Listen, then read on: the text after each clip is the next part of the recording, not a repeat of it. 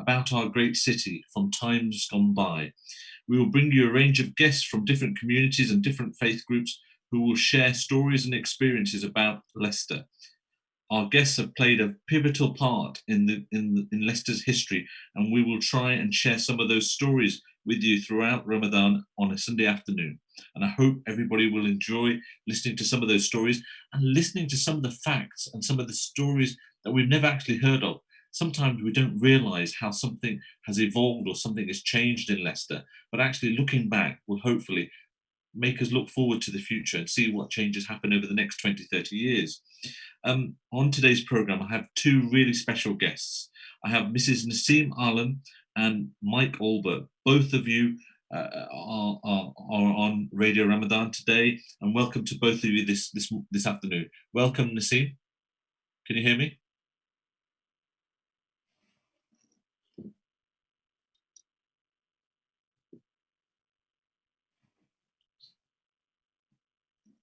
Thank you. Hi.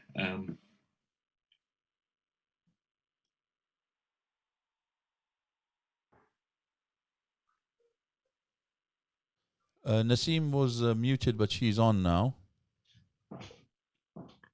Assalamu alaikum. Thank you, Naseem. Thank you for coming on our show. Really appreciate it. Pleasure. Ramadan Mubarak to you and to the listeners. Thank you very much. I just want to give you a brief background about Naseem so people understand where Naseem has, what contributions he's made. You came to 1978 through marriage, originally from Birmingham, qualified as a teacher previous to that in 1969 to 1972, and your father was also a teacher, studying to be a teacher, but never got the chance to do that. How did your life in teaching first start? My teaching, I was inspired by my commerce teacher. I really liked him, and I always wanted to be a teacher.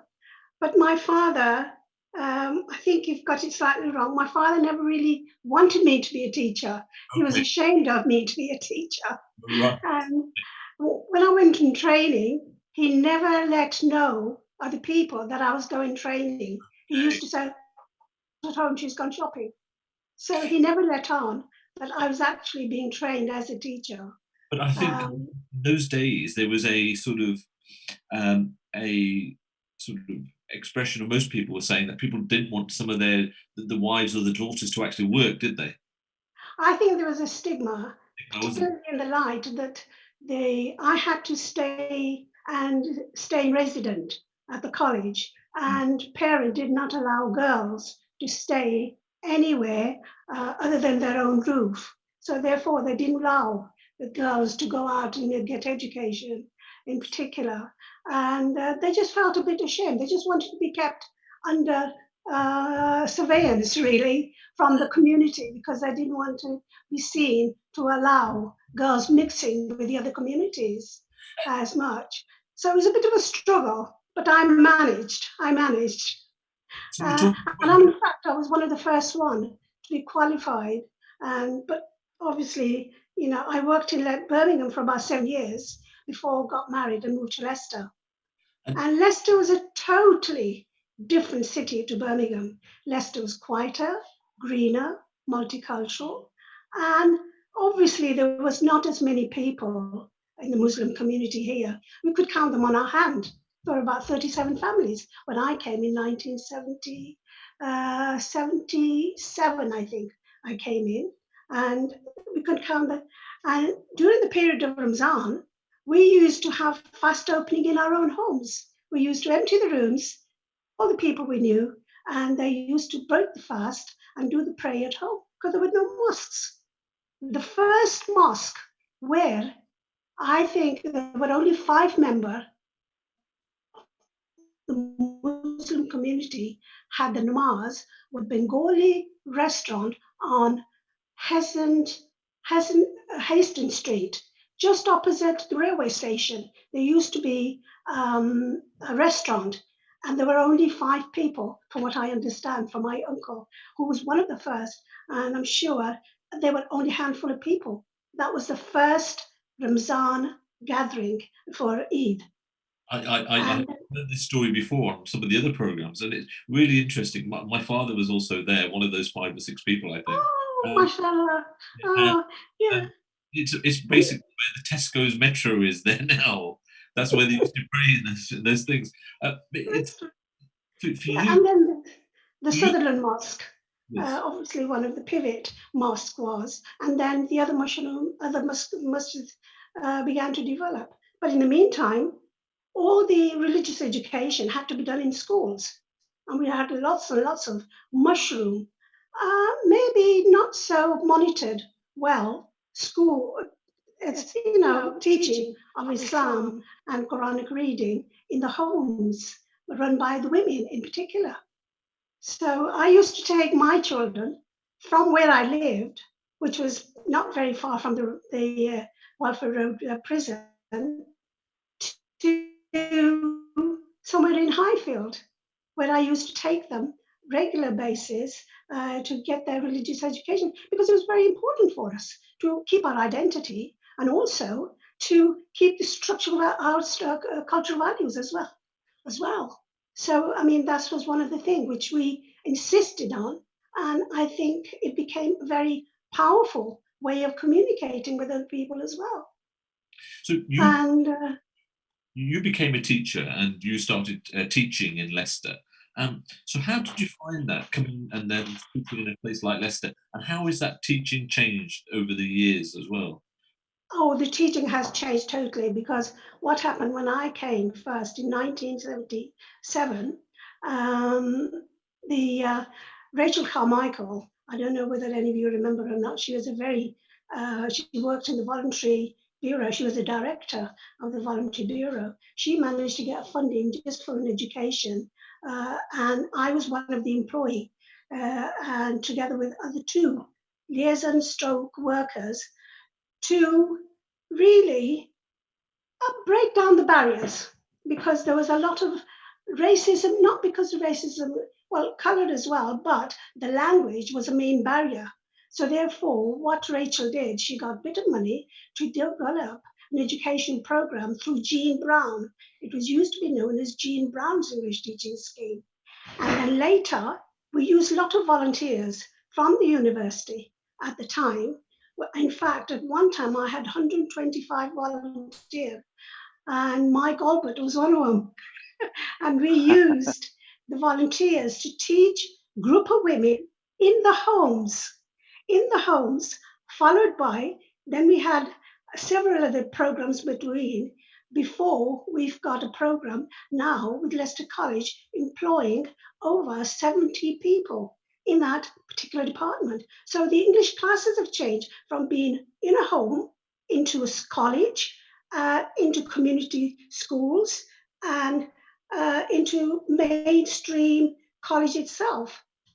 In fact, I covered an area from Judge Meadows, Sparknoe, Shenton, Hamilton College, and I had well over 100, I had 700 students coming in my the peak of the period, 700 students attending classes just in the Highfield area.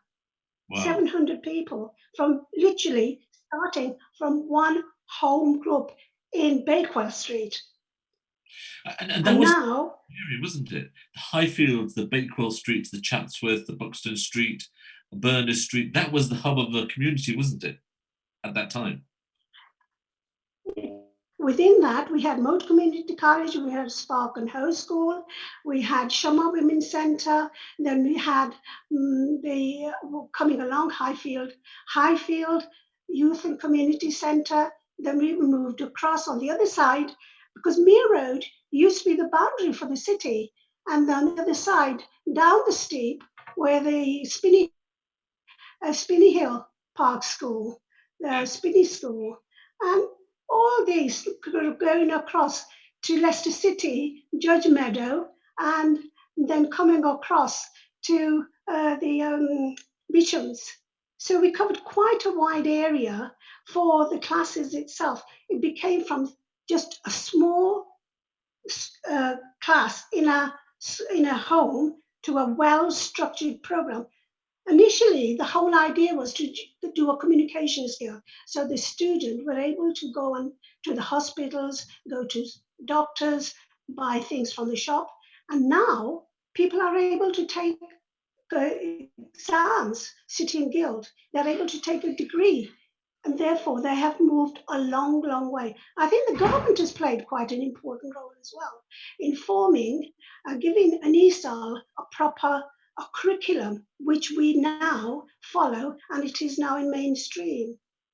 That's So right. therefore, the ESOL program in Leicester has moved a long, long way. It's become a model, I think it was, in my days anyway, because when I was involved, I wasn't just doing the teaching in school, but also putting training for the other areas like Norwich, Peterborough, Derby, where we taught how to teach English as a second language, because that is not the same as teaching English straightforward, doing a literature or a language development. Can I It's just ask, totally different. what was Gus the Bus scheme? I heard about this scheme. I don't Oh, Gus the Bus. very quickly about that as well. Yeah. What happened? What happened? The city council was aware that a lot of the indigenous community, particularly the women, were not going out to the classes in colleges, in community centres or schools. So what they did is they had a project where the bus had converted into having computers, half a dozen computers, blackboard, and desks and tables there. Now the idea was to take the bus to Cork Street, to take it to Moat Road. So the women in that area would come on the bus, get used to coming to the classroom environment, and then encourage them to move into school, the So local school where you the actually, classes were. so you actually And took I, the class sorry, to the people who want to the actual students in this in reverse, didn't you? Effectively. yes. And Gus was very, very good. And we use the Gus, not just the Gus the bus, not just for teaching English, but we also visit all the um, the sites in Leicester, ranging visiting the mosques, gurdwaras, and the town hall. We used to take Gus with us and also the ladies and visit Leicester around to show them round that Leicester was a much wider, not just a Highfield area, but in a much wider environment. Excellent. Yeah, sorry. I'm just going to say, if anybody's listening out there, was it your mum or grandmother, somebody who used the Gusta bus, and can you remember this? Please put it on our Facebook page if you remember this. And listeners, anytime you remember anything that you want to say or want to post, I'm sure there were two sisters. There was a girl called Kosa. If Kosa can hear me and she's listening to the radio, Kosa and her sister used to come to the classes, and her mom in particular. Her mom was from India, but because the bus was based in Cork Street on the doorstep, she used to come quite regularly to the class. And then when she finished, her two daughters, they came to the classes as well. But they came to the Highfield Youth and Community Centre. So they were one step behind the mom. Mom came to the bus and the daughters came to the school to learn English, which was quite a daunting task because a lot of our people, ladies, they didn't use the buses. Wherever they went and walked. And that's why they lived in cluster of places, whether it was in Highfield, whether it was in Belgrave or whatever. They live closely together so they can get to the shops closely. They could go to the mosque, which was nearby. They could, they didn't have to use the buses. yeah, no. When I came, I have to say that Leicester, when I came and used the bus, the busman was very, very, very polite in comparison to Birmingham. You got your change back. When you put a pound in and it was 50 pence, then they gave you the 50 pence change back. Whereas in Birmingham, if you put a pound, you didn't get your money back and that's it. And they were very, very good. And I found Leicester was much more calmer and greener city than in Birmingham. Oh, excellent. We've got a question coming in on Facebook. I'm just going to read it out to you, Nassim. I was blessed. Well, I'm just reading the question out. when I had let me just read the question out. Sorry. I was blessed to work with Naseem in Highfields as a community ESOL and craft teacher. I loved every moment. Naseem, I know you have been very influential in empowering ethnic minority people and ladies in particular through the language skills. Would you describe this as your greatest achievement alongside raising your own family? Yes, yes. I would say, I mean, raising the family is the key thing, isn't it? Whatever work and role you do, your children, your family comes first. And I would say they are my investment.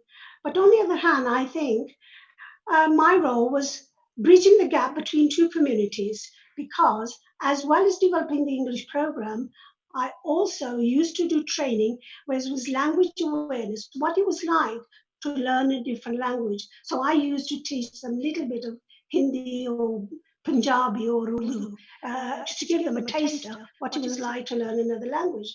At the same time, I used to give them a training about body language, how to sit, how to talk to other people, maybe not to, put their hand straight away to shake, because if a woman doesn't want to shake a hand, she will step one step back. On the other hand, from our point of view, if they, not to put your thumb up and say it's okay, because that was regarded or, not an acceptable mannerism in our custom. And to say bye-bye, when we said get lost, but to the other community, it meant just bye-bye. So it was certain body languages which was acceptable in our community. I had to teach the indigenous community to say this is a normal behavior and not to accept it as a, something rude. And the same thing was with the also the from our point of view, for my teaching our own community, not to put X's all over the place when they're writing a card, a Christmas card or a birthday card, because X means to give a kiss. And that meant you couldn't put lots and lots of kisses on it. Yes. And then also, obviously, when I was on the peak of my period, I was involved with Shama Women's Centre. Shama Women's Centre was the highlight of for encouraging women to come out and not just learn language, but about other cultures and how to keep themselves fit as well, because that was quite important. And Shama was seen politically. I remember Jim Marshall coming to us and saying, can we come and use your premises to do some campaigning, because he was standing for the Conservative at that time. And then we had a lot of other people who came. City Council used to come to us and say, can we use Shama's logo? Can we come to Shama to interview people and support us? So Shama was a light, not just to the ethnic community, but also to other people as well. Edwina Curry, I can remember when she was in the news with throwing the eggs. She came also to Leicester, and I can remember I was a chairperson then and welcoming her. So Shama was regarded as quite a leading women's centre, while Begini was in West End and Belgrave Beno was in the Belgrave area. Yeah, and when I was teaching, obviously, I did quite a big program. The program involved hospitals, social services. And when I was teaching, Prince Charles visited the Belgrave Neighbourhood Centre. And that was when I was doing English for Expectant Moms, because we used to use the radio actually to run the program the night before and followed by classes in the following day. And when I was involved in the Asian Battered Women's Home, we used to have the meeting in Earl House Street with the racial equalities, and there we had meeting. We couldn't hold the meeting where the premises was to shelter the women, but we had the meeting how to conduct the Asian Battered Women Home in the Earl House Street itself.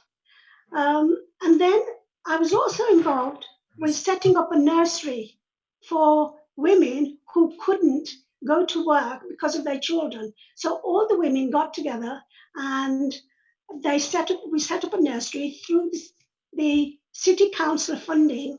So the women supported each other by having a rota system. They looked after each other's children while the rest of them went to work.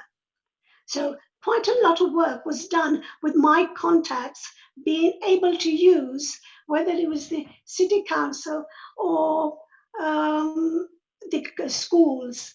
And my own children, later on, my son now obviously is involved with the city council. He's managed to. You're listening to the radio show Radio Ramadan, and we're talking about Down Memory Lane on Leicester Radio Ramadan, and we'll be talking about this every Sunday from 1 o'clock to 2 o'clock. You're listening to the voice of Naseem Alam, who's been instrumental in all the services that she's been talking about, including English language, Shama Women's Centre, Asian Battered Women's Group, many things you've done over the last 15, 20, 30 years, mashallah. And you're a huge credit to the people of Leicester and all the people that you've served. What would you say that was your biggest achievement over the last 30, 40 years that you would say that you really thought that you really made a difference, that you felt that you really were happy about? For me, for my personal achievement, is I think making sure that my children, they are my asset. My parents struggled to get me where I was. Now I wanted to make sure that my children got the best out of their education. MashaAllah, one daughter is a doctor, the other one is a dentist. She's now training to be an orthodontist, and she does a lot of cosmetic surgery. The daughter who's a doctor, she works locally in Leicester. I'm very pleased to say. She actually was inspired by one of the doctors on St. Peter's Road, Dr. Sheikh's wife, Mrs. Sheikh, because Mr. and Mrs. Sheikh were the two doctors who served a lot of our community, and they were in the heart of Highfield as well. And my daughter was really looked up to Mrs. Sheikh. Then Naveed, obviously, he did very well in education. He's the assistant principal at one of the local schools, and he's also involved with politics. He's taken that strand on from his father, because my husband, he was very politically involved in Pakistan, but here he didn't get that much involved, but he's still got that itch in him, and he gets involved behind the scenes. Whereas I've been slightly away from that area. I've been more in the education side and made sure that the children were seen to. Because I think they're our next generation. We have struggled, but they, since 1964, particularly when people came from East Africa, I think they've penetrated into the community so well that they managed to get jobs in city councils and the key post, whether they're in transport, whether they're in law. I mean, I know some JPs who are Asians JP as well. So it's been a journey, but we've seen lots of changes. You've seen lots of changes. We've seen changes. I mean, I think we brought a lot of sunshine to Leicester as well, because all the streets were painted either navy blue, bottle green, chocolate brown, but now it's white. The weather has changed. When we came, the snow, you guarantee we got snow every Christmas. I can remember taking the children and playing snowboard when I had Humara. Naveed was born, Humara was second, and I was still doing I was in 40 days, but I still went out in the Welford Road Park and made snowman there. And that was guaranteed. We brought sunshine to Leicester. Remember when we were young, you couldn't eat garlic. You couldn't eat garlic. Everybody was saying, oh, it smells. And you had to brush your teeth 2 or 3 times a day before we went out. But now you find garlic as the main spices wherever you go, whether you go into an Indian restaurant, English restaurant. You can go into the most obscure shops up and down the country in different places, and garlic is a mainstay product because people Yeah. use fresh garlic. Cooking has changed in this country as well, hasn't it? Compared to Well, what we were cooking 40 years ago, compared to what people are cooking now and what people are eating now. well, we couldn't. I mean, my father, when I came to Leicester, Uncle Steve, who was one of the first persons here, we couldn't get halal chickens. You had to go to the farm and you get the chicken and kept them in the back garden. When you wanted halal chicken, what do we do? You know, and I can remember my friend from college coming and seeing me, and she said, "Oh, we're going to roast the chicken." I said, "Where's the?" She said, "Where's the chicken?" I said, "In the garden." And she was horrified. She said, "Chicken in the garden?" I said, "Yeah." I said, "Because we only have halal chickens." And she was quite all right about it. And then the next time she came, and she said, "Oh, I'd love to have some curry." I said, "All right, cut the chicken for me." She got a pair of scissors and cut all the flesh out. You know, so it was educating each other. I think we had learned so much from each other, and I find that uh, I feel more comfortable because I have lived. I've spent all my, because I was young, I spent all my time with the indigenous community.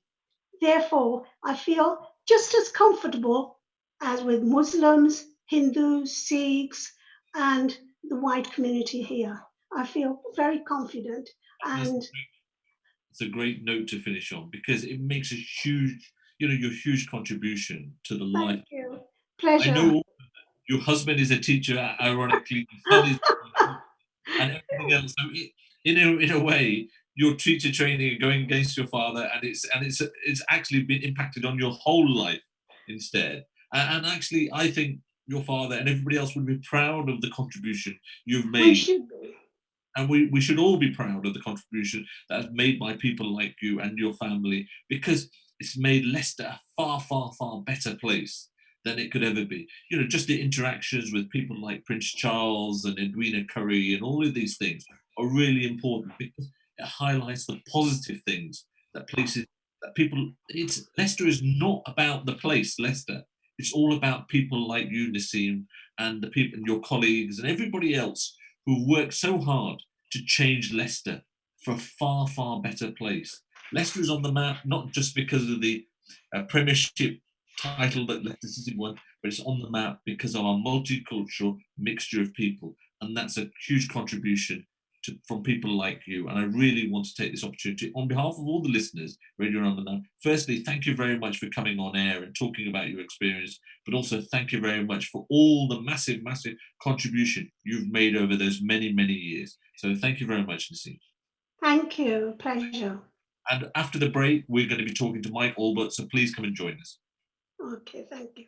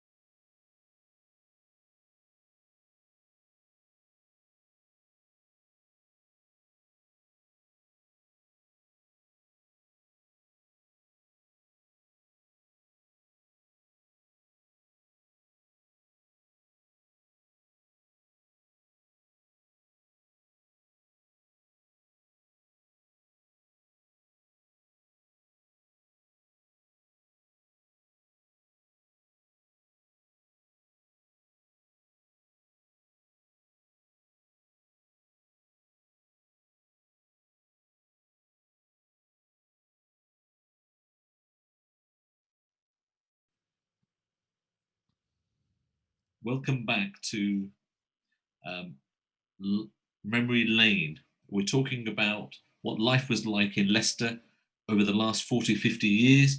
This is a program that will feature every Sunday from 1 o'clock to 2 o'clock. We'll be talking to different people across the all communities, all faiths, talking about how life has changed in Leicester over the last 40 to 50 years. And today, really, it's a huge honour for me to be actually having an iconic a radio presenter on the show with me today.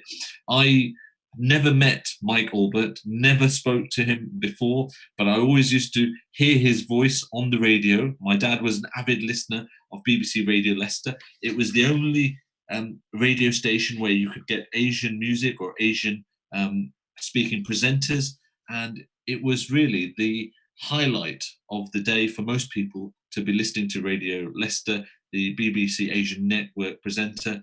And Mike Albert, I always assumed, first of all, welcome Mike to the show. How are you this afternoon? Ramadan Mubarak. I'm delighted to be here, actually. Thank you. So, Mike, I remember your voice because my father was an avid listener of BBC Radio Leicester, and I always assumed that you're Asian and you were using a English name. And I also used to hear Chris Taylor, and I assumed it's an English person speaking an Asian language, but it's actually the other way around. Your listeners will probably remember Chris Taylor on Sabras Radio, and forever he was actually Asian. And I am actually a white British-born guy, and the two of us were forever confused. Chris used to assume Chris was Mike and Mike was Chris. It was very funny when we used to meet up. So I'm sure listeners out there will recognise this voice, your famous voice. I recognise the voice instantly because it takes me back straight away for 30, 40 years ago of my dad listening to your voice, and even myself listening to your voice, because there was no. How did you end up? How did you actually end up in Asian Network radio station doing an Asian show? I'm delighted to tell you because it's very relevant to the conversation you've just had with Naseem. I know Naseem well. I know all the places that she was talking about because as a young white guy from Ipswich in Suffolk, I trained to be a teacher at the Leicester Polytechnic, and my first job was teaching in Medway Junior School, which everybody will know is still on St. Stephen's Road. So there I was, this white guy, in a classroom full of what was then African Caribbean children, newly arriving Ugandan children from East Africa, and the remnants of what was left of the host community. So I didn't even know where to start because I'd never seen it. I think maybe I'd seen one African Caribbean person all my life up until then. And that was actually the beginning of a lifetime changing experience for me, the beginnings of my journey through the Asian Network to living in India for 10 years. That's where it all began, at Medway Junior School. And what was life like in the 70s and 80s there? What was it actually like? And what's the difference that you feel to today, really? Well, after talking to Naseem, I'm reassured because I was getting a bit concerned knowing I was coming on the program today because I couldn't recollect any Muslim students in my early classes. And as Naseem said, the Muslim community here was very, very small when I started working at Medway Junior School. The majority of the Asian community living in Highfields were either Hindu or Sikh from East Africa. And that's, I suppose, historically, immigration into the UK meant that Muslim communities tended to begin in Burnley, Bradford, Blackburn, cities like that, whereas Leicester was already attracting Hindu and Sikh families. And, migration being migration, you go to where you know your community is going to be. So thinking of the community living round Medway Junior School, St. Stephen's Road then, I do remember very well the mosque on Sutherland Street, which I believe opened in the 60s. It was there then. It was a house where Muslim people went to pray. And I do remember on Sutherland Street, the Pakistan Youth and Community Association, which is still going strong today. But apart from that, there were very few Muslim faces that were prominent around Highfields at that time. And interestingly to what Nassim said, my family were living in Birmingham. So when I went back to Birmingham, they'd moved from Ipswich by then to Birmingham. I was very conscious of the Islamic community there, but not in Leicester at that time. So it's changed dramatically. I mean, I certainly know that as soon as the mosques opened in late 60s and early 70s, the demographics of the area around sort of Melbourne Road, Charnwood Street, and Buxton Street and Berners Street, and that locality in that area, it seemed to change. There was an influx of people from sort of the Muslim community generally coming into that area, and now if you go to those schools, they're almost predominantly 90% plus Muslim. Well, I've come full circle, I have to tell you, because when I finished with the Asian Network a few years ago and decided to do something else, I wanted to give back to the community after my life-changing experiences that I'd had. So I've been back very recently to teach English at Medway Junior School. And of course, the community has totally changed. It's almost totally Islamic. All my students were very charming Muslim students. And the school, the majority of the children that go there, the majority of the staff, are of course, from the Muslim communities. You ended up from a teacher becoming into the BBC, running this prime time show on BBC Asian Network and BBC Radio Leicester. I think it was a 7:00 show, if I'm not mistaken. 6:00 show. 6:00 show, yeah. So you used to. Well, but I've got to share with you how that came about quickly, because I just got stuck in with my students.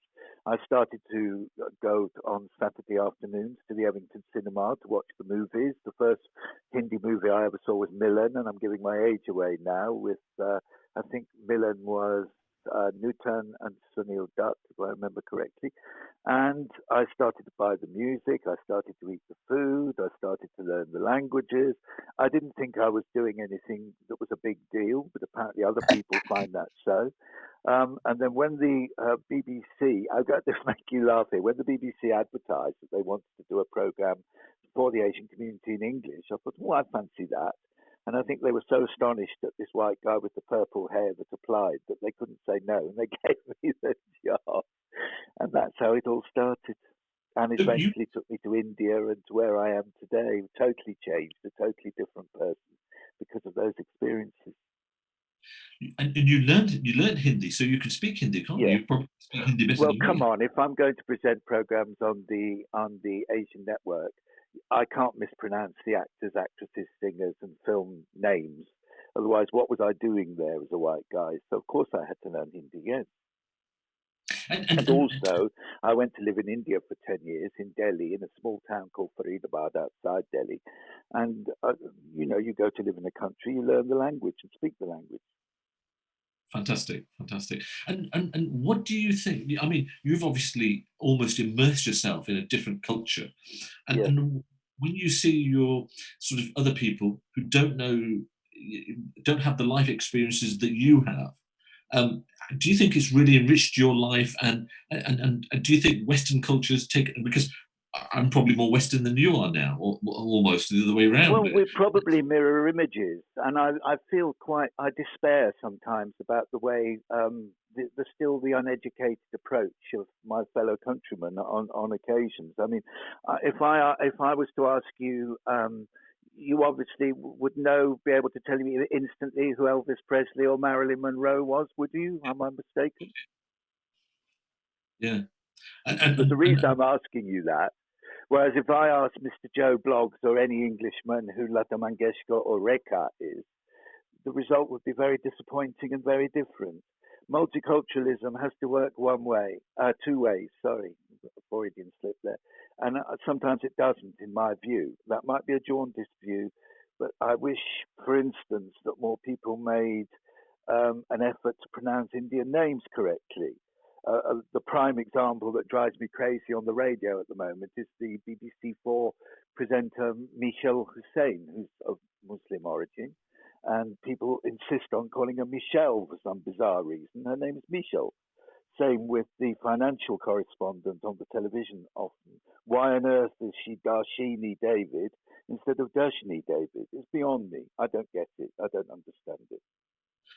And these are real big issues. As you said, mainstream people who live in we have the added advantage. We have the best of both cultures. You've obviously assimilated both cultures and embraced both cultures as well, and it's enriched your life. And I think there is a little bit of sadness that people don't know enough about other people's cultures. And actually, it's people like you, Nassim, and many people who came early on and tried to change that. And it's a credit to all of you, really. Right, well, I thank you for that. For me, it's not a big deal. I mean, living in Leicester, there was so many experiences for me to grab. I'll have that, I'll have that, I'll have that, which is exactly what the Asian communities did when they all came to live in Leicester. They thought, well, I'll take that, I'll take that. I don't particularly like that. I'll keep my own bit of that. And that's all I did. I assimilated a lot of what I saw and embraced a lot of what I saw and made it my own. That's all I did, the same as you guys did when you came to live here. Yeah. What's your favourite film, Indian film, favourite film that you like? I have a passion for Hindi movies.